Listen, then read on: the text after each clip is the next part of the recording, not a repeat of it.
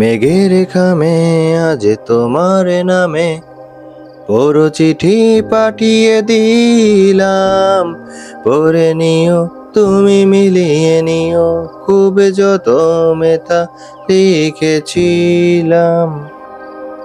Sajek valley অপরূপ সৌন্দর্যের এক লীলাভূমি। অনেকে একে নাম দিয়েছে মেঘের রাজ্য। এখানে সকাল বিকাল মেঘের খেলা দেখা যায়, কখনো নিচে কখনো চারিদিকে ঘিরে রাখে মেঘ। এখানে সর্বদা ঘন সবুজ পাহাড়, বন এবং শান্ত পরিবেশ বিরাজ করে। এই পাহাড়ের উচ্চতা সমুদ্রপৃষ্ঠ থেকে 1800 ফুট উঁচুতে অবস্থিত। এটি রাঙামাটি জেলায় অবস্থিত। আজকে আপনারা দেখতে চলেছেন সাজেকে মেঘের খেলা এবং সুন্দর একটি পাহাড়ি ঝর্ণা। সাথে থাকবে সাজেকের ঐতিহ্যবাহী লুসাই গ্রাম ঘুরে দেখা। সাথে থাকবে আল্লাহ তাআলার কি অপরূপ সৃষ্টি, রহস্যের আলোটলা গুহা সহ আরও অসংখ্য ভ্রমণ স্পট। তাই সাজেক ভ্রমণের সম্পূর্ণ গাইডলাইন পেতে হলে ভিডিওটি সম্পূর্ণ দেখার জন্য সকলকে অনুরোধ করা হলো। আমাদের এবারে যাত্রাটি শুরু হয়েছিল ঢাকা থেকে শ্যামলী এনআর ট্রাভেলসের এসি বাসে করে। এসি বাসের ভাড়া 1000 টাকা, নন এসির ভাড়া 750 টাকা। এবারে আমাদের যাত্রা বিরতি দিয়েছিল কুমিল্লাতে জমজম হোটেলে। এখানে আপনারা চাইলে রাতের খাবার খেয়ে নিতে পারেন, তবে হাইওয়ে রেস্টুরেন্ট হওয়াতে দাম কিছুটা বেশি পড়বে। তাই খাওয়ার পূর্বে দামটা জেনে নিয়ে খাওয়া বুদ্ধিমানের কাজ। আমাদের যাত্রা বিরতি ছিল 30 মিনিট। এটি হলো খাগড়াছড়ির শাপলা চত্বর। এখান থেকেই সাজেক যাওয়ার সব ধরনের গাড়ি আপনারা পেয়ে যাবেন। এখন আপনারা দেখতে পাচ্ছেন চাঁদের গাড়ির মালিক সমিতির ভাড়ার তালিকা। এখন আপনারা দেখতে পাচ্ছেন এটি হলো সিএনজি মাইন্ডোর ভাড়ার তালিকা। এই দুইটা অফিসই আপনারা শাপলা চত্বরের পাশেই পেয়ে যাবেন। এবারে আমরা আল্লাহর নাম নিয়ে খাগড়াছড়ি শহর থেকে সাজেকের উদ্দেশ্যে রওনা দিই। খাগড়াছড়ি শহর ত্যাগ করার পরে আমরা এরকম অপরূপ দৃশ্যের সম্মুখীন হই। আসলে সাজেকের পথটি খুবই সুন্দর। এই পথটি আপনারা এনজয় করতে চাইলে অবশ্যই ছাদ খোলা গাড়ি নেবেন।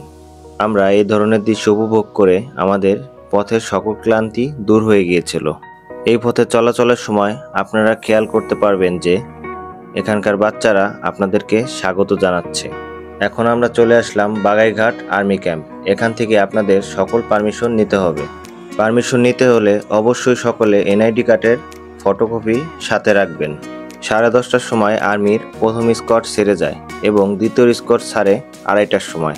তাই এই সকল সময়ের মধ্যে উপস্থিত থাকার জন্য এখানে সকলকে বলা হচ্ছে। এখানে কিছুটা সময় কাটানোর সময় আপনারা বিভিন্ন ধরনের পাহাড়ি ফল ফ্রুটস দেখতে পাবেন। আপনারা চাইলে এখান থেকে বিভিন্ন রকমের ফল টেস্ট করে দেখতে পারেন। আমার কাছে তাদের প্রাইস রিজনেবল মনে হয়েছে। প্রিয় দর্শক, এখন আপনারা সাজেক যাওয়ার সুন্দর পথটি এনজয় করতে থাকুন।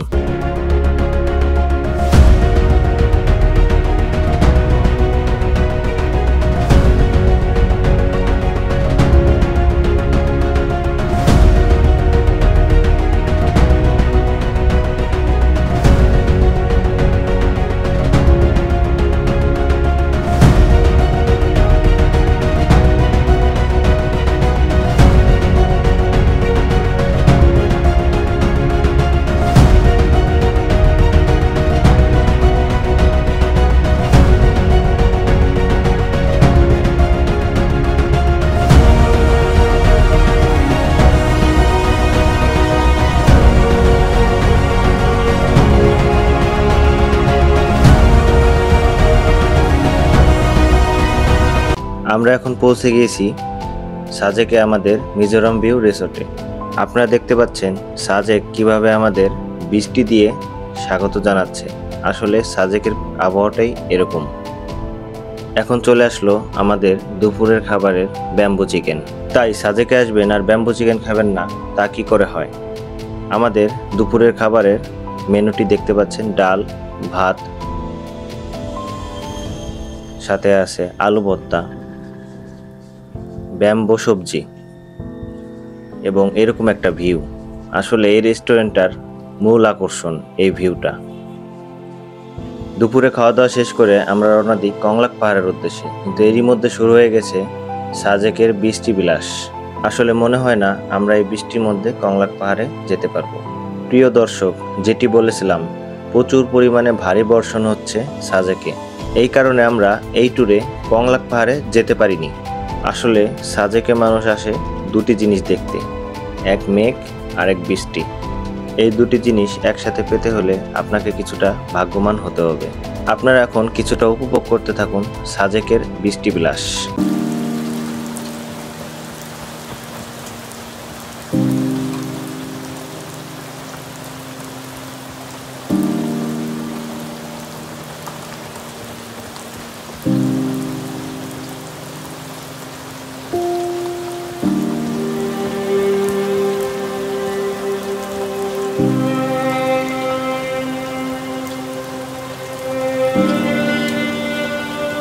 প্রিয় দর্শক, আপনারা এখন দেখতে পাচ্ছেন আমাদের রিসোর্টের বারান্দা থেকে এরকম একটা সুন্দর ভিউ।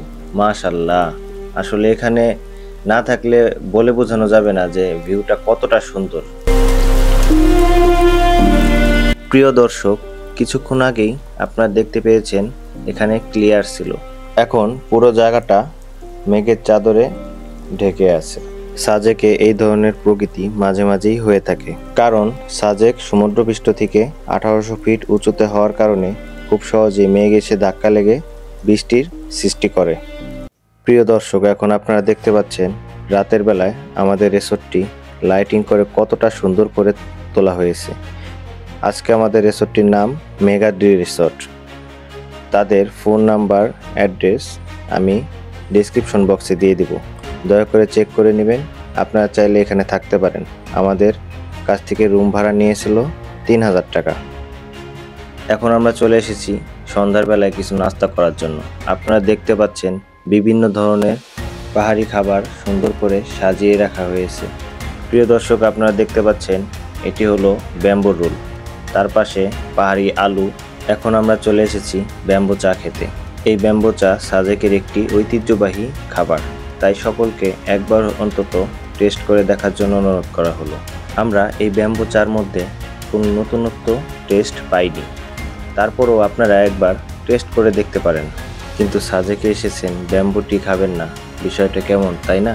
এই দাদা আজকে আমাদের ব্যাম্বো টি বানিয়ে খাওয়াচ্ছে। আপনারা দেখতে পাচ্ছেন কী কী মিশ্রণ সে ব্যাম্বো টির মধ্যে দিয়েছে। এখন ব্যাম্বো টি নাড়া দিয়ে সকল মিশ্রণ দিচ্ছে। এখন খেয়ে দেখছি চাটা। আগেই বলেছিলাম টেস্টের মধ্যে আমি কোনো নতুনত্ব পাইনি, তারপরও আপনারা চাইলে চাটি টেস্ট করে দেখতে পারেন। বিষয় হলো ঐতিহ্যবাহী একটি খাবার, এই কারণে সকলকে অনুরোধ জানাই একটু টেস্ট করে দেখবেন। এখন আমরা একটি ব্যাম্বো রোল নিয়ে টেস্ট করে দেখি। আপনারা দেখতে পাচ্ছেন নানান ধরনের খাবার এখানে সাজিয়ে রেখেছে। এখন দেখতে পাচ্ছেন আমাদের ব্যাম্বো রোল কিভাবে তৈরি হচ্ছে।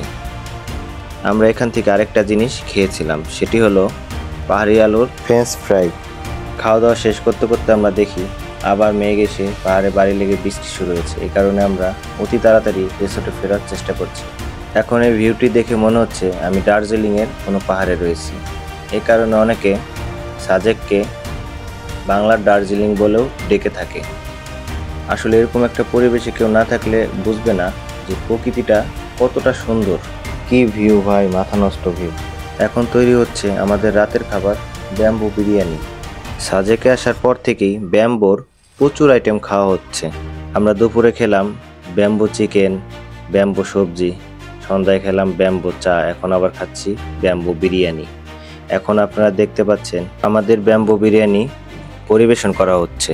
তাদের এই ব্যাম্বো বিরিয়ানির রেটিং আমি 10-এ 8 দেব, কারণ তাদের এই বিরিয়ানির মধ্যে প্রচুর পরিমাণে মাংস ছিল, যেটা আসলে আমি আশা করতে পারিনি। তাদের ব্যাম্বো বিরিয়ানির টেস্টটাও অ্যাভারেজে ভালো ছিল, আপনারা চাইলে টেস্ট করে দেখতে পারেন। পরের দিন সকালে উঠে আমরা মেঘের ভেলা দেখতে পেলাম। আমরা এখানে আরও মেঘ দেখতে পেতাম। আজকে সকালে কিছুটা বৃষ্টি হওয়ার কারণে মেঘটা কিছুটা কম আছে, তারপরেও খুবই সুন্দর লাগছে। আসলে সাজেকে আসা সকলের প্রধান উদ্দেশ্যই থাকে এই মেঘের ভেলা দেখা। প্রিয় দর্শক, এখন আপনারা পাখির চোখে এই মেঘের খেলা উপভোগ করতে থাকুন।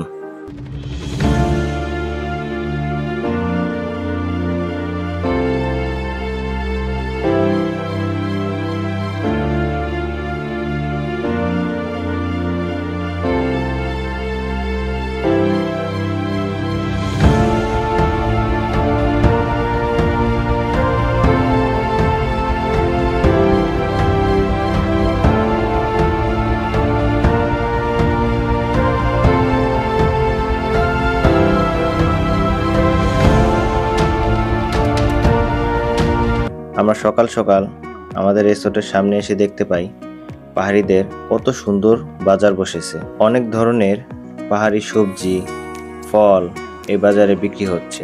আসলে আপনি দেশে কিংবা বিদেশের যে কোনো জায়গায় ঘুরতে যান, বিভিন্ন সংস্কৃতির সম্মুখীন হবেন।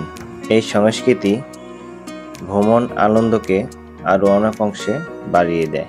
তাই এর একটি উক্তি আছে, মানুষের ভুল ভাঙে দুই জায়গায়, এক হলো সফরে, দুই হলো কবরে। প্রিয় দর্শক, আপনারা এখন দেখতে পাচ্ছেন সাজেকে আমাদের খাওয়ার হোটেল। আমরা এখানে তাদের 3 বেলা খাবার একটি প্যাকেজ নিই 700 টাকার বিনিময়ে। এই হোটেলটি একটি খ্রিস্টান চার্চ আছে তার অপর সাইডে। প্রিয় দর্শক, আপনারা চাইলে এই হোটেলটিতে খাবার ট্রাই করে দেখতে পারেন। তাদের ব্যবহার এবং খাবার দুটি খুবই ভালো পেয়েছিলাম। এবং প্রিয় দর্শক, আপনারা একই সাথে এর সাথে ফ্রি পাবেন হলো এরকম একটা ভিউ দেখতে দেখতে বিভিন্ন বেলার ভোজন করবেন। আপনারা দেখতে পাচ্ছেন কতটা সুন্দর। এটি হলো Bangladesh view site. Bangladesh view সাইটটি কিন্তু কোনো অংশে মিজোরামের থেকে খারাপ নয়। আমরা এখন চলে আসলাম লুসাই জনগোষ্ঠীর গ্রামে। লুসাই বা মিজোরাম মূলত পাহাড়ি আদিবাসী সম্প্রদায়। তারা সাধারণত বাঁশ ও কাঠের ঘরে বসবাস করে। তাদের নিজস্ব ভাষা, সংস্কৃতি, পোশাক ও উৎসব রয়েছে। লুসাই গ্রামগুলো শান্ত, নিরিবিলি ও প্রাকৃতিক সৌন্দর্যে ভরপুর। এদের জীবিকার মূল উৎস হল পাহাড়ি কৃষি, জুম চাষ, বাঁশ ও বেতের কাজ এদের জীবনের অংশ। সংক্ষেপে বলা যায় যে লুসাই গ্রাম হলো পাহাড়ি সংস্কৃতি, প্রকৃতি আর জীবনযাত্রার এক মিলিত চিত্র। যারা ভিন্নধর্মী গ্রামীণ জীবন ও প্রকৃতির সৌন্দর্য উপভোগ করতে চান, তাদের জন্য এটি এক দারুণ গন্তব্য। আমাদের এই লুসাই গ্রামের প্রবেশের জন্য জনপ্রতি 30 টাকা করে খরচ পড়েছে এবং আমার এই লুসাইদের ঐতিহ্যবাহী ড্রেসের জন্য জনপ্রতি 100 টাকা করে খরচ পড়েছিল। প্রিয় দর্শক, আপনারা এখন দেখতে পাচ্ছেন লুসাইদের একের অপরের প্রতি কতটা বিশ্বাস। দোকানদার ছাড়াই বিভিন্ন পণ্য সাজিয়ে রেখেছে। পণ্যের যে দাম সেটি দিয়ে আপনি পণ্যটি নিয়ে যেতে পারবেন। এমন একটা বিষয় আসলে বাংলাদেশে তেমন একটা দেখা যায় না। এখন আমরা আছি হেলিপ্যাডে। এখান থেকে আপনারা পাখির চোখে সাজেকের অপরূপ সৌন্দর্য উপভোগ করতে থাকুন।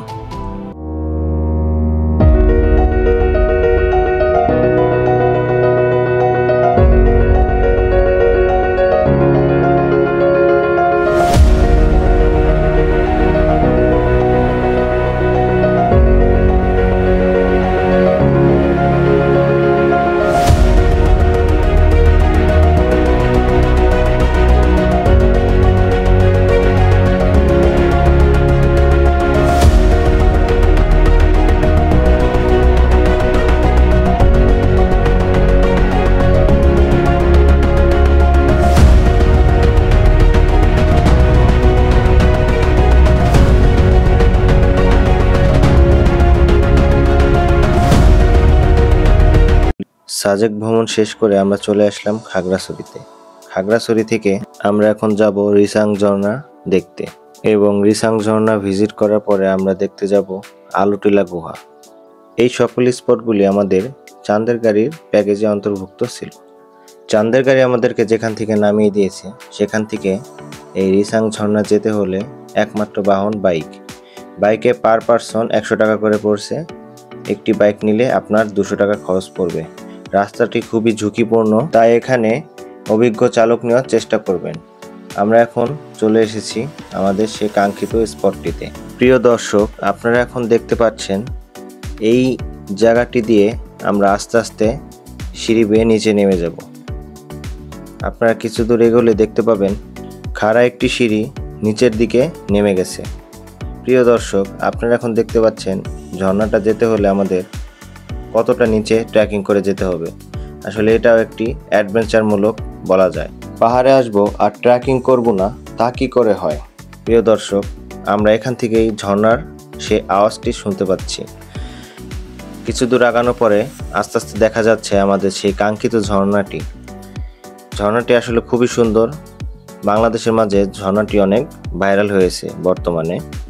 এই ঝর্ণাটি দেখতে হলে আপনাকে অবশ্যই ট্রেকিংয়ের প্রস্তুতি নিয়ে আসতে হবে, কারণ ঝর্ণাটি দেখতে হলে অনেকটা নিচে নামতে হয়। এখন এখান থেকে স্পষ্ট দেখা যাচ্ছে আমাদের সেই ঝর্ণাটি। আমরা প্রায় ঝর্ণার কাছে চলে এসেছি, তাই আপনারা ঝর্ণাটি দেখে উপভোগ করুন। দেখুন কত সুন্দর এই ঝর্ণাটি, প্রকৃতির কি অপরূপ সৃষ্টি। আমরা এই ঝর্ণাটি উপভোগ করে এখন গোসল সেরে নিব। প্রিয় দর্শক, আপনারা এখন দেখতে পাচ্ছেন ঝর্ণাটা কতটা খাড়া। অনেক পর্যটক এই ঝর্ণার মাঝে কিছু দুঃসাহসিক কর্মকাণ্ড করে থাকে, তাই আপনাদেরকে এই বিষয়গুলো থেকে সতর্ক করছি। দেখতে পাচ্ছেন এভাবে আসলে এই ঝর্ণা থেকে মানুষ স্লিপ দেয়। আমরা এখন চলে আসলাম আমাদের আরেকটি ভ্রমণী স্পট আলোটিলা গুহা দেখতে। এখানে আসলে আপনারা পাবেন একই সাথে একটি ঝুলন্ত ব্রিজ। এখন আপনারা পাখির চোখে এই জায়গাটি উপভোগ করতে থাকুন।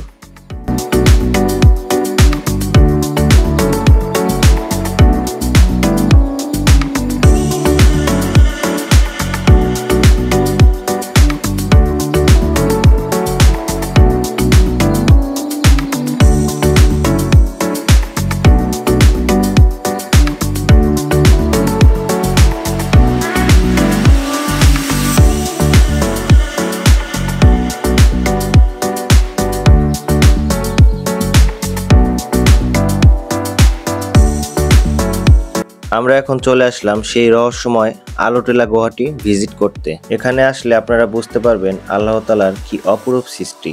তাই আমি সকলকে অনুরোধ করব, অবশ্যই আপনারা এই জায়গাটি ভিজিট করবেন। এখন আমরা প্রায় গুহার বাইরে চলে এসেছি। গুহার বাইরে থেকে এরকম সুন্দর দৃশ্য আপনারা উপভোগ করতে পারবেন। গুহা থেকে উঠে আসে, তারপর এখান দিয়ে হেঁটে আগের স্থানে ফেরত যাওয়া যায়। আলোটিলা গুহা দেখে আমরা সেই রাতটি খাগড়াছড়ি শহরে কাটিয়ে দিই। আগামীকাল সকালে আমরা চিটাগাংয়ের উদ্দেশ্যে রওনা দিব। আমরা সকালের নাস্তাটি সেরে নিই চিটাগাং হোটেল থেকে। আপনারা চাইলেও এখান থেকে খাওয়া দাওয়া করতে পারেন। চিটাগাং থেকে আমরা কক্সবাজার এক্সপ্রেস ট্রেনে ঢাকার উদ্দেশ্যে রওনা দিই। আমাদের জনপ্রতি ট্রেনের কস্ট পড়েছিল 470 টাকা। আমাদের আজকের ভিডিও এখানেই শেষ।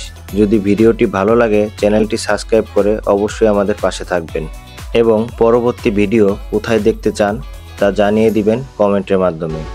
এই ট্যুরের যাবতীয় খরচ আমি ডেসক্রিপশন বক্সে দিয়ে দিব, দয়া করে তা চেক করে নেবেন।